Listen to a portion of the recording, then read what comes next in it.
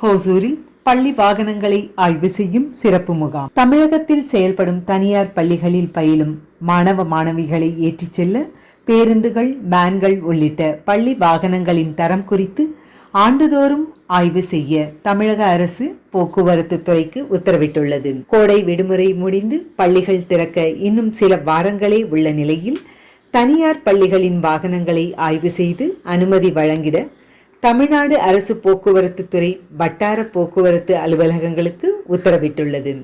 அதன்படி ஹோசூர் வட்டார போக்குவரத்து அலுவலகத்திற்கு உட்பட்ட பகுதிகளில் செயல்படும் தனியார் பள்ளிகளின் பேருந்துகள் மற்றும் வேன்களை ஆய்வு செய்யும் சிறப்பு முகாம் ஹோசூரில் உள்ள வட்டார போக்குவரத்து அலுவலகத்தில் நடைபெற்றது. ஹோசூர் வட்டார போக்குவரத்து அலுவலர் தலைமையில் நடைபெற்ற இந்த பள்ளி வாகனங்களின் சிறப்பு ஆய்வு முகாமில் ஹோசூர் டிஎஸ்பி பாபு பிரசாந்த் முன்னிலையில் தனியார் பள்ளி வாகனங்களில் இருக்கைகள், அவசர உதவி கதவுகள், முதலுதவி பெட்டிகள், தீயணைப்பு கருவிகள் உள்ளிட்டவை குறித்து சாராட்சியர் பிரியங்கா, இந்திய ஆட்சிப்பணி மற்றும் வட்டார போக்குவரத்து அலுவலர் துரைசாமி தலைமையிலான குழுவினர் நேரில் பார்வையிட்டு ஆய்வு மேற்கொண்டனர். மேலும் இவ்வாய்வின் போது தேர்வு பெறாத வாகனங்கள் மீண்டும் சீரமைத்து கொண்டு வர அறிவுறுத்தப்பட்டது.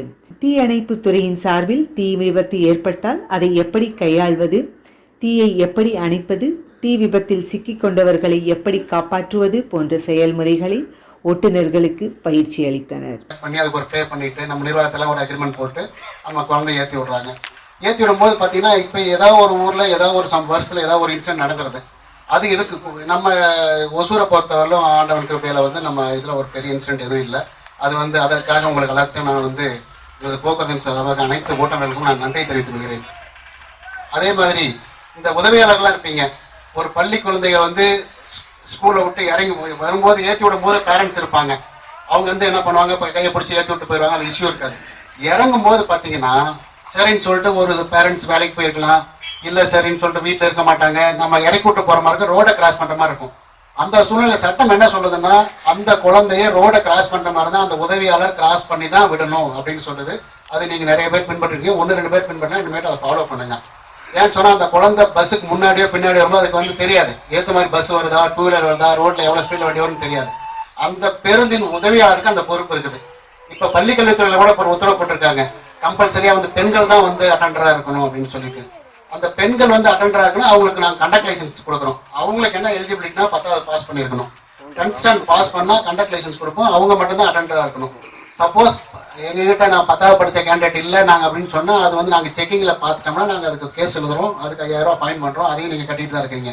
அதை அவாய்ட் பண்ணோம்னா 10வது தேர்ச்சி பெற்ற பெண்களை நீங்கள் உதவியாளராக வச்சுக்கணும். அது வந்து உங்களுக்கும் சரி, எங்கள் பிள்ளைங்களுக்கும் அது பாதுகாப்பாக இருக்கும். அந்த பொண்ணுங்களை கூப்பிட்டு போய், பசங்களை கூட்டிகிட்டு போய், குழந்தைகளை கூப்பிட்டு போய் ரோடை கிராஸ் பண்ணி அந்த மாதிரி விடுறதுக்கு ஒரு ஏதுவாக இருக்கும். ஃபர்ஸ்ட் எய்ட் பாக்ஸில் மெடிசன் இருக்கணும். மற்றபடி வெஹிக்கிள் கண்டிஷன் நல்லா இருக்கணும்.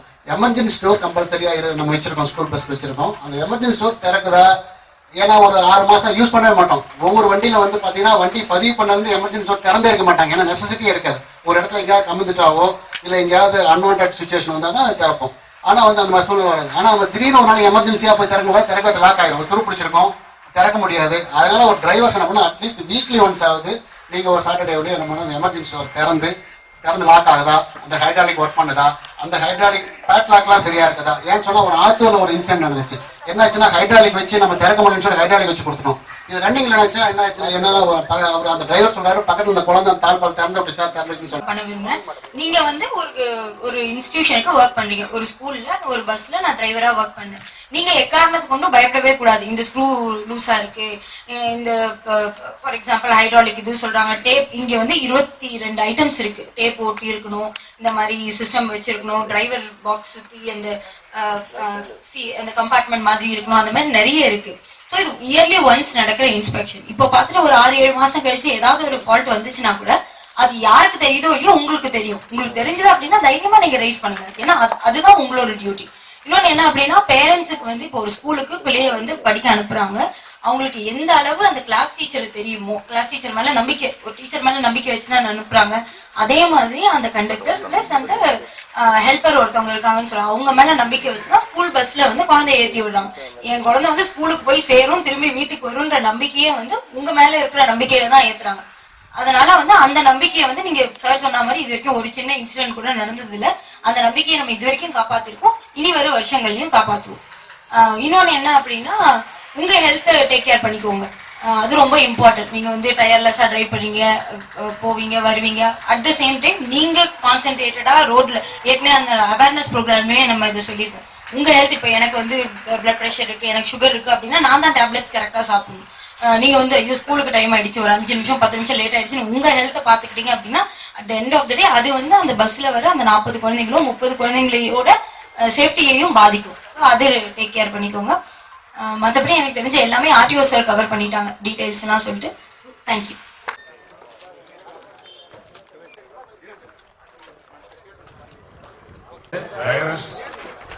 கலெக்டர் வந்து சார் சொன்னாரு, இதுல எங்களோட பார்ட் வந்து ஒரு பஸ்ல ஆக்சிடென்ட் ஃபயர் ஆயிடும் அல்லது ஃபயர் ஆயிடும். அந்த நேரத்துல நீங்க என்ன பண்ணணும்? திரையங்கள், எரிபொருள், வெப்பம், காற்று இந்த மூன்றும் ஒரு சரியான நேரத்தில் கலக்கும் போது ஒரு கெமிக்கல் ரியாக்ஷன் ஃபயர் உருவாகும். அந்த ஃபயரை எப்படிலாம் நம்ம அணைக்கலாம்? தேவையான ஃபயர், தேவையற்ற ஃபயர். தேவையற்ற ஃபயர் அப்படிங்கிறது நம்மளே ஒரு முடிவுக்கு வந்துடலாம். தேவையான ஃபயர் நம்ம டெய்லி வீட்டில் சமைப்போம். இப்போ அதுவே சமைக்கிறது வீடே எரியக்கூடிய அளவுக்கு வந்துடுச்சுன்னா அது தேவையற்ற ஃபயர். சரி, எல்லா ஃபயரும் ஒரே மாதிரி அணைக்க முடியுமா அப்படின்னா முடியாது. கிளாசிஃபிகேஷன் ஆஃப் ஃபயரில் வந்து ABCDEK அப்படின்னு உலக அளவில் வகைப்படுத்தியிருக்காங்க. அதில் வந்து திடப்பொருள், திரவப்பொருள், வாயு பொருள் அப்படின்னு 3 நிலையிலையும் எரியும். ஒவ்வொன்றையும் எப்படி அணைக்கலாம் அப்படிங்கிறத நம்ம பார்க்கலாம். இங்கே காட்டணுங்க, போடு போடு போடு போடு சீக்கிரம். இப்போ A கிளாஸ் ஃபயர் வந்து எரிந்து சாம்பலாகக்கூடிய ஒரு மெட்டீரியல் வந்து பெட்ரோல் யூஸ் பண்ண கொஞ்சம் ஓகே. எரிந்து சாம்பலாகக்கூடிய ஒரு பொருள் வந்து A கிளாஸ் ஃபயரில் வருது. இதுக்கு வந்து அந்த எரிபொருள், வெப்பம், காற்று இருக்குல்ல, இது 3ல் வந்து எதையாவது ஒன்று நம்ம ரிமூவ் பண்ணோமா அந்த ஃபயர் அணைஞ்சிடும். இப்போ எரிபொருள் இருக்கு, காற்று இருக்கு. இப்போ இதுக்கு அடுத்தது வெப்பமும் எரிஞ்சிட்டு இருக்கு. இப்போ எதையை நம்ம இதில் ரிமூவ் பண்ணோம் அப்படின்னா தண்ணியை பயன்படுத்தினோமா அந்த இடத்துல வெப்பத்தை நீக்கிடலாம். யூஸ் பண்ணு, ஒரு பக்கெட் எடுத்து ஊத்து. அணைச்சிரு. இப்போ அவர் தண்ணியை பயன்படுத்தினாரு, அந்த எரியக்கூடிய பொருள் வந்து வெப்பத்தை இழந்ததுனால அந்த இடத்துல அந்த தீ அணைஞ்சிருச்சு. ரெண்டாவது B கிளாஸ் ஃபயர். அங்கே அந்த பக்கத்திற்கு இந்த ட்ரம்ல வந்து வாட்டரை நிரப்பி வச்சிருக்கிறோம்.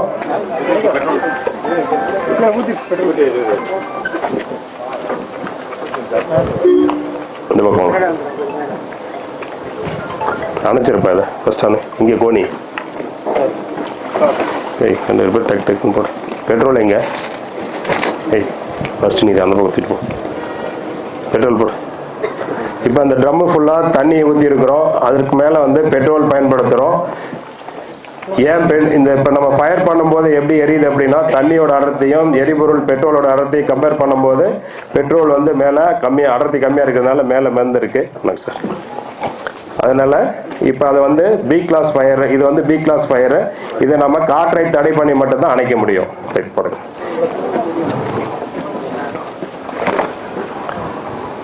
இப்போ ஆக்சிஜனை தடை பண்ண உடனே இது அணைஞ்சிருச்சு. இப்போ நம்ம வீட்டுக்குள்ள ஒரு சமையல் பண்ணும்போது ஒரு வானிலையில் இருக்கிற ஆயில் வந்து ஃபயர் ஆயிடுச்சு அப்படின்னா இதே மெத்தடில் கோணியோ அல்லது பெட்ஷீட்டோ தண்ணியில் நனைச்சி நம்ம இது மாதிரி பயன்படுத்தணும். ஆனால் பயத்தில் தூக்கி எறிஞ்சோம் அப்படின்னா அது இன்னும் கீழே வலிஞ்சு ஃபயர் வந்து அதிகமாகிடும்.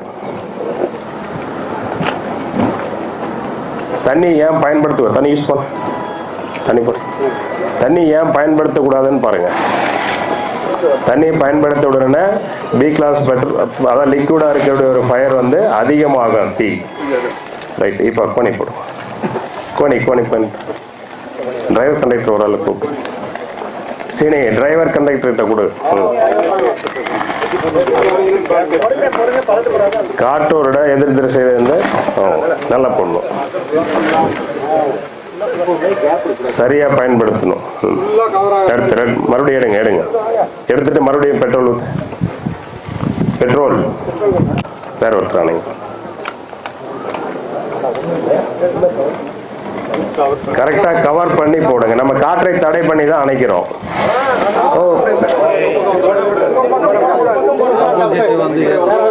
இப்ப இப்போ என்ன ஆகும், இப்போ உங்களுக்கு ஃபயர் ஆகிடும், உடம்பு ஃபுல்லாக டஸ்ட் மெட்டீரியல் ஃபயர் ஆகிடும். அப்புறம் நீங்கள் அதை ரிமூவ் பண்ண முடியாது, இன்ஜுரி ஆகிடும். கொளுத்து மறுபடியும் கொளுத்து. ஏய், நீ எதுக்கு கீழே எடுத்து வைக்கிற? கையில் வை, அதுக்கு தானே வேலை. சும்மா அடுத்து ஒருத்தர் கூப்பிடுங்க.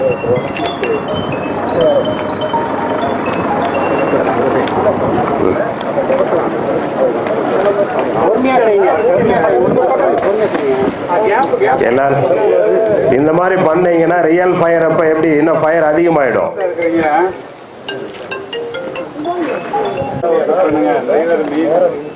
எடை எடுத்துக்கோன்னு எடுத்து போடு.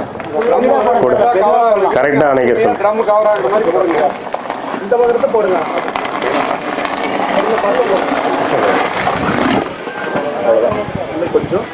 ரைட். இது ஒரு டெமோலயே நீங்க இந்த மாதிரி பண்ணா அப்புறம் ரியல் ஃபயர்ல எப்படி என்ன பண்ணுவீங்க? அந்த நேரத்துல ஒரு பதற்றம், பயம் வந்துடும். பெட்ரோல்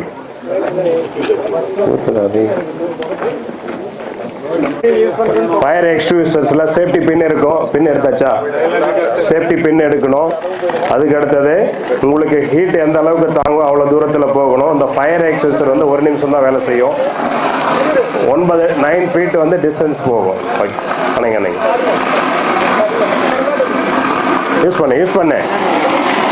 யூஸ் பண்ணுப்பா.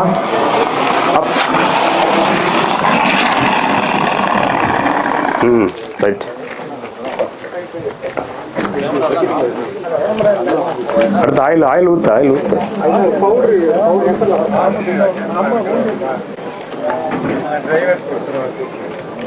இவங்க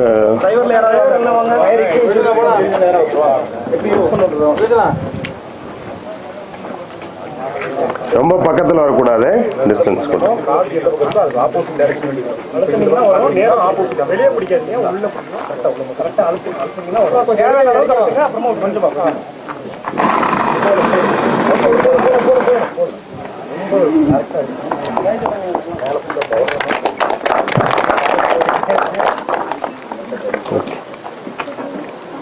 சி கிளாஸ் ஃபயர் வந்து கேஸ் ஃபயர் வந்து எல்பிஜி ஃபயர் உதாரணத்துக்கு எடுத்துக்குவோம். அது வந்து அந்த நேச்சர் கேஸுக்கு ஸ்மெல் கிடையாது, கலர் கிடையாது. அதில் எத்தில் மெர்காப்டன் அப்படிங்கிற ஒரு கெமிக்கல் வந்து அரசு கலந்துருக்காங்க. அது நம்பர் 1 எக்ஸ்ப்ளோசிவ் மெட்டீரியல் அப்படிங்கிறதுனால அது கேஸ் வந்து லீக் ஆனால் ஃபயர் ஆகும். ஆனால் வீடு ஃபுல்லாக லீக் ஆச்சுன்னா என்ன ஆகும்? ஒரு வீட்டில் ஒரு மூடி அறையில் வந்து லீக் ஆச்சுன்னா நிறைய கேஸ் இருந்தால் என்ன ஆகும் சொல்லுங்க, பக்கமா வாங்க. தெரியுங்களா என்ன ஆகும்? யாருக்காவது ஃபயர் ஆகாது, வெடிச்சிடும். அந்த நேரத்தில் நம்ம வீட்டில் ஒரு எல்பிஜி சிலிண்டர்லேயோ அல்லது டியூப்லேயோ பர்னர்லேயோ லீக் ஆகிட்டு இருந்தது, எரியுது அப்படின்னா பிரச்சனை கிடையாது. ஆனால் ஒரு சிலிண்டரில் இருக்கிற கேஸ் ஒரு வீடு ஃபுல்லாவோ அல்லது ரூம் ஃபுல்லாவோ கேஸ் பரவிடுச்சு அப்படின்னா அது ரொம்ப ரொம்ப ஆபத்து.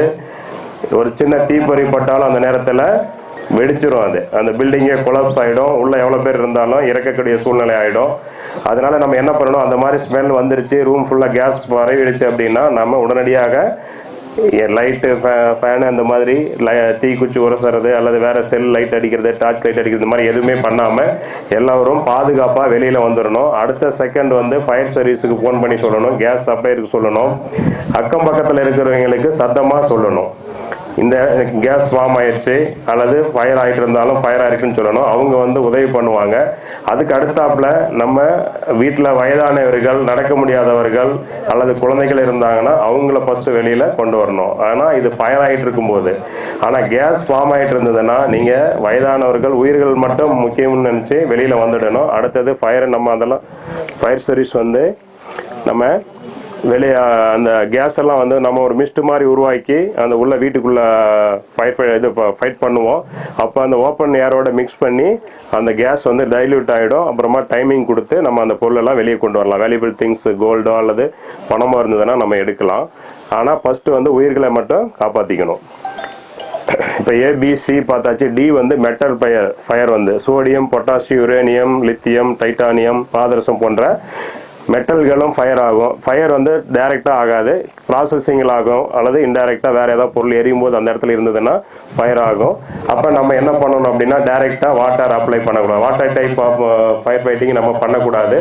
இந்த ஏபிசிக்கு யூஸ் பண்ணக்கூடிய powder type or CO2 type வந்து யூஸ் பண்ணணும். ஏன் யூஸ் பண்ணக்கூடாதுன்னா அது பாய்சன்ஸ் கேஸ் உருவாகும், நம்ம ஸ்கின் அலர்ஜி ஜாஸ்தி ஆகும். ஸோ அதனால இந்த மெத்தடை பயன்படுத்தி கொண்டு வரணும். இது நம்ம வீட்டில் ஃபயர் ஆகாது, அந்த மாதிரி மெட்டல்ஸ் இருக்காது, தொழிற்சாலையில் இருக்கும். அதுக்கு கெமிக்கல் ஃபயர் சூட் அப்படிங்கிற ஒரு சூட் இருக்கு, அதை யூஸ் பண்ணி நம்ம ஃபயர் ஃபைட்டிங் பண்ணுறதோ அல்லது பொருட்கள் ரெஸ்கியூ பண்ணுறதோ பண்ணலாம்.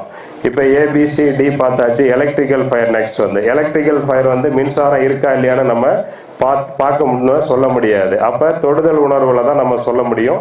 அப்போ தொடுதல் உணர்வு நம்ம மேலே பாஸ் ஆயிடுச்சு அப்படின்னு நம்ம சொல்ல முடியாது. உடனடியாக சொல்ல முடியுமா? ஓவர் பாஸ் ஆகிடுது. அப்போ இன்னொருத்தரை காப்பாற்றணும் அப்படின்னா நம்ம ட்ரெஸ் மெட்டீரியல், உலர்ந்த ட்ரெஸ்ஸோ அல்லது விறகோ பிளாஸ்டிக் பைப் இந்த மாதிரி மெட்டீரியலை பயன்படுத்தி தள்ளி விடுறதோ அல்லது அவங்கள பிடிச்சி இழுக்கிறதோ பாதுகாக்கணும். ஒருவருக்கு பாஸ் ஆயிடுச்சு அப்படின்னு, எலக்ட்ரிக்கல் பாஸ் ஆயிடுச்சுன்னா. அதுக்கு அடுத்தாப்புல அது எப்படி அவாய்ட் பண்ணலாம் அப்படின்னா தரமான ஒயரை பயன்படுத்துறது, அடிக்கடி செக் பண்ணுறது, இந்த மாதிரி மெத்தடில் நம்ம அதை பாதுகாக்கலாம். அடுத்தது கிச்சன் ஃபயர், K-class ஃபயர். இப்போ வீட்டில் ஒரு கிச்சனில் எல்லாமே இருக்கும், எலக்ட்ரிக்கல் இருக்கும், LPG இருக்கும், ஆயில் இருக்கும், எரிக்கூடிய பொருட்கள் எல்லாமே அதில் மிக்சிங்காக இருக்கும். ஃபர்ஸ்ட் என்ன பண்ணணும்னா ஒரு ஃபயர் ஆயிடுச்சுன்னா அங்கே எலக்ட்ரிக்கலை வந்து கட் பண்ணுறது ஃபர்ஸ்ட்டு நம்ம பார்த்துக்கணும். எலக்ட்ரிக்கல் பவர் கட் பண்ணுறதை நம்ம என்ஷூர் பண்ணிவிட்டு அடுத்தது ஃபயர் ஃபைட்டிங் பண்ணணும். அப்போ LPG இருக்கும், அடுத்தது ஆயிலும் இருக்கும். இப்போ எதை எப்படி அணைக்கணும் அப்படிங்கிறத ஒவ்வொன்றா நம்ம பார்க்கணும். அப்போ LPG ரொம்ப இம்பார்ட்டண்ட். ஃபர்ஸ்ட்டு அதை கண்ட்ரோல் பண்ணணும். ரெகுலேட்டரில் ஏதாவது ஆஃப் பண்ண முடிஞ்சு ஆஃப் பண்ணணும், அப்படி இல்லைன்னா இந்த பிளாங்கெட் மெத்தடில் அணைச்சிட்டு அந்த சிலிண்டர் எடுத்து வெளியில் கொண்டு வந்துடணும். அதுக்கு அடுத்தாப்புல ஆயில் ஃபயருக்கு நம்ம ட்ரை பண்ணி அணைக்கணும். இப்போ ABCDK வரைக்கும் நம்ம கிளாசிஃபிகேஷன் ஆஃப் ஃபயர் ஒவ்வொன்றும் எப்படி அணைக்கணும் அப்படிங்கிறது பண்ணலாம். இப்போ ஃபாரஸ்ட், இந்த மாதிரி ஃபாரஸ்ட் இருக்குன்னு வச்சுக்கோங்க, அங்கே ஃபயர் ஆகிட்டே வருது, விண்டு ஒரு பக்கம் அடிக்குது, ஏதோ ஒரு பக்கம் இருந்து ஒரு பக்கம் போகுது. அப்போ நம்ம ஃபுல்லாக நம்மக்கிட்ட ஃபயர் ஃபைட்டிங் பண்ணுற அளவுக்கு ஈஸி ரோடு இருக்காது, அல்லது மெட்டீரியல் நம்மக்கிட்ட வாட்டர் இருக்காது. அப்போ இது என்ன பண்ணணும்னா ஒரு குறிப்பிட்ட டிஸ்டன்ஸ் விட்டு அங்கே போயிட்டு இடையில ஒரு கட் பண்ணணும். அந்த எரியக்கூடிய ஃபியூலை வந்து கிடைக்காத அளவுக்கு கட் பண்ணி விட்டு நம்ம எடுக்கணும். இதுக்கு உதாரணமாக நம்ம ரெகுலராக நம்ம ப்ராக்டிஸ் பண்ணிட்டு இருக்கிறது அந்த கரும்பு தோட்டம்லாம் பார்த்துருப்பீங்க. நம்ம சைடு கரும்பு தோட்டம் இருக்கும். இப்போ அந்த ஒரு தோட்டம் ஃபுல்லாக பல ஏக்கர் இருக்கிறது ஒரே டயத்தில் ஃபயர் ஆகிடும். நம்ம கண்டினியூட்டியாக போயிட்டு ஃபயர் ஃபைட்டிங் பண்ண முடியாது, ஏன்னா வெஹிக்கிள் போகாது, நம்ம மட்டும்தான் போக முடியும், அணைக்க முடியாது. அப்போ என்ன பண்ணுவோம்னா ஒரு குறிப்பிட்ட டிஸ்டன்ஸு நம்ம பார்த்துட்டு அங்கே கரும்பெல்லாம் வெட்டி எடுத்தோமா சென்டரில் இது ஃபயர் போய் அதோட கட் ஆகிடும். இது எரிஞ்சது போக மீதி இருக்கிறத நம்ம காப்பாற்றலாம். சரி, வேற இப்போ வந்து நம்ம ஃபயர் சர்வீஸு ஃபயர் மட்டும் கிடையாது, ரெஸ்கியூவும் பண்ணுறோம். Fire road accident come fire இருக்கும், வேற ஏதாவது பில்டிங் கொலாப்ஸ் இருக்கும். இப்போ அந்த மாதிரி நேரத்தில் நம்ம ஃபயர் சர்வீஸ் எப்படியெல்லாம் ரெஸ்கியூ பண்ணுறோம் அப்படிங்கிறத இப்போ நம்ம செஞ்சு காமிப்போம். நியரஸ்ட் இல்லாத இடம் அல்லது ஆம்புலன்ஸோ அல்ல வெஹிக்கிள்ஸோ போக முடியாத இடத்துல எப்படி ஒருத்தர் மாசாக இருக்கிற ஒரு ஆக்சிடென்ட்டில் நம்ம காப்பாற்றுறோம் அப்படிங்கிறத பார்க்கலாம். இப்போ அவருக்கு வலது காலில் அடிபட்டிருக்கு, இன்னொருத்தர் எவ்வளோ தூரம் அவரை கூட்டிகிட்டு போக முடியுமோ ஒரு ஆம்புலன்ஸுக்கோ அல்லது வண்டிக்கோ இந்த மாதிரி கூட்டிகிட்டு போகலாம்.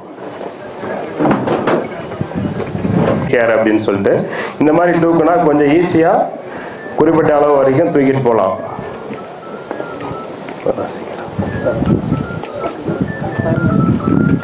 ஃபயர்மேன் லிஃப்ட் நம்ம டிபார்ட்மெண்ட்னே ஸ்பெசிஃபிக்காக இந்த மாதிரி ஒருத்தர் அடிபட்டவரை மேலே இருந்து கீழே இறக்குவோம், கீழே இருந்து மேலே தூக்கிட்டு லேடரில் போகிறதுக்கும் இந்த மாதிரி தூக்கிட்டு போனால் ஈஸியாக அவ்வளோ தூரம் வேணால் தூக்கிட்டு போகலாம்.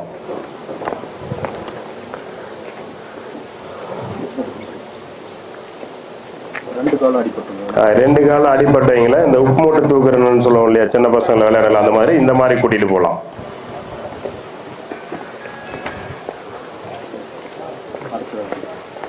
அடுத்தது ஒரு பெண் வந்து கர்ப்பமற்ற ஒரு பெண் வந்து அவங்கள பாதுகாப்பா எப்படி ரெஸ்கியூ பண்றோம் அப்படிங்கறத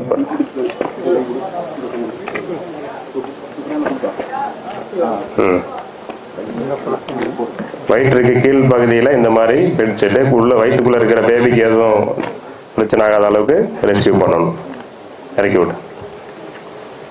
அதுக்கு அடுத்தது 2 பேரும் அதே கால் ஒரு கால் அடிபட்டு 3 and 4 எல்லாம் போட்டுப்போம். ஒரு கால் அடிபட்டவரை 2 காலம் அடிபட்டு இருந்தாலும் இந்த மாதிரி அவரை ரெஸ்கியூ பண்ணி ஆம்புலன்ஸுக்கு அனுப்பி விடலாம்.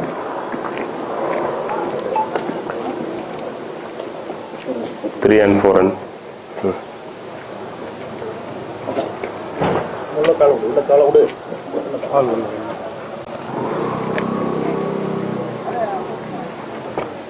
இந்த மெத்தட்ல ஹோல்ட் பண்ணா ரொம்ப ஸ்ட்ராங்கா ஒரு ஃபீல் போடும்.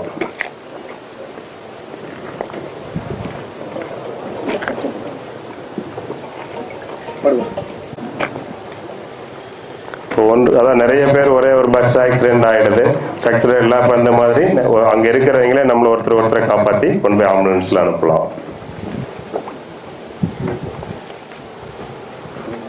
சரி, ஃபர்ஸ்ட் எய்ட் செய்யணும். ஃபர்ஸ்ட் ஆக்சிடென்ட் ஆன ஸ்பாட்ல இருக்கிறவங்க என்ன பண்ணுவோம்? பார்த்த உடனே என்ன பண்ணுவோம்? ஃபர்ஸ்ட் 108க்கு ஃபோன் பண்ணிடுவோம் இல்லைங்களா? அடுத்து நம்ம என்ன பண்ணணும்? நம்மளால முடிஞ்ச உதவியை அவர் செய்யணும். ஒரு இடத்துல நம்ம ஆக்சிடென்ட் பார்க்கறோம், 108க்கு ஃபோன் பண்ணிட்டோம். அவருக்கு போன் ஏதாவது உடஞ்சிருக்கு அப்படின்னா என்ன பண்ணுவோம்? ஃபர்ஸ்ட் அவருக்கு அந்த போனை சரி பண்ணணும் இல்லைங்களா? இல்லைன்னா பிளட் லாஸ் ஆகிட்டே இருக்கும். பிளட் லாஸ் ஆகிறதான் இந்தியாவில் அதிக உயிரிழப்புக்கு காரணமா இருக்கு. ஸோ பிளட் லாஸ் ஆகிறத ஃபர்ஸ்ட் தடுக்கணும். அதுக்கு நம்ம என்ன பண்ணணும்? ஃபர்ஸ்ட் நம்ம கிட்ட ஏதாவது ஒரு பொருள் இருக்கும், கர்ச்சீப் இருக்கும், துணி ஏதாவது இருக்கும், இல்லை ஃபர்ஸ்ட் எய்ட் பாக்ஸ்ல பஞ்சு வச்சிருப்பீங்க, ஏதாவது ஒன்று எடுத்து என்ன பண்ணணும்? அந்த மேலே வச்சு ஒரு கட்டு போடணும். அப்படி கட்டு போட்டா பிளட் வெளியே வர்றது தடுக்கப்படும். அப்படின்னு தான் உயிரை நம்ம சேவ் பண்ணிட்டோம். அதுக்கு அடுத்து எலும்பே முழுக்க உடஞ்சிருக்கு அப்படின்னா, எலும்பு உடஞ்சிருக்கு மேல ஒண்ணு கீழே ஒண்ணு, மேல கட்டையோ அல்லது பக்கத்துல என்ன குச்சி இருக்கோ எது இருக்கோ நம்ம கையில கிடைக்கிற பொருளை வச்சு மேல ஒண்ணு கீழே வச்சு ஒண்ணு வச்சு எந்த இடத்துல அடிபட்டு இருக்கோ அதுல இருந்து டிஸ்டன்ஸ் விட்டு மேல விட்டு போட்டு அப்படியே மடிச்சு என்ன பண்ணலாம்? ஒரு உடம்போட சேர்த்து கட்டு போட்டு விடலாம். இப்படி கட்டு போடுறதுனால என்ன ஆகும்? அவருக்கு அந்த எலும்பு முறிஞ்சிருக்கு இல்லையா, அந்த முறிவோட வலியும் பிளஸ் பிளட்டும் வேகமா சர்க்குலேட் ஆகாம கொஞ்சம் ஸ்லோவா இருக்கும். அதனால என்ன பண்ண முடியும்? ஹாஸ்பிட்டல் கொண்டு போற வரைக்கும் அவர் உயிரையும் சேவ் பண்ணலாம், அவரோட வலியையும் வந்து குறைக்கலாம். சரிங்களா?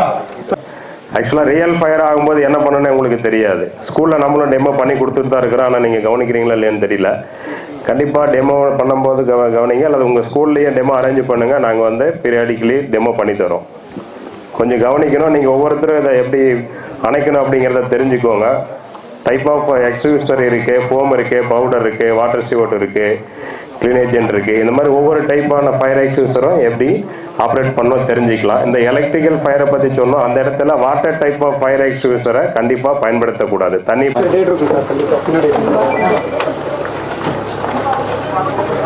எந்த ஸ்கூல் பஸ்ஸும் ஸ்லோ மட்டும் ஓடுறதில்ல சார்.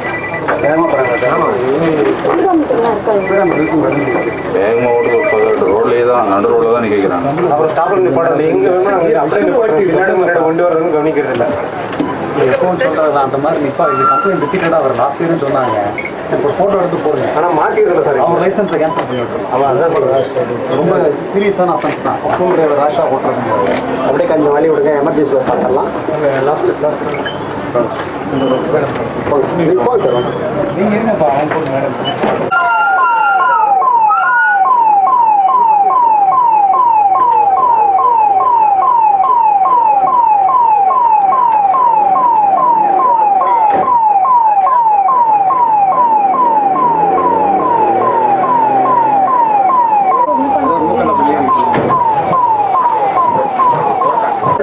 அப்புறம் இந்த நீடு இருக்கு இல்லையா, இது கீழே வந்துருச்சுன்னா உள்ள பச்சை கலர் அது இருக்குன்னா இதில் நம்ம லோட் ஆகிருக்கணும்.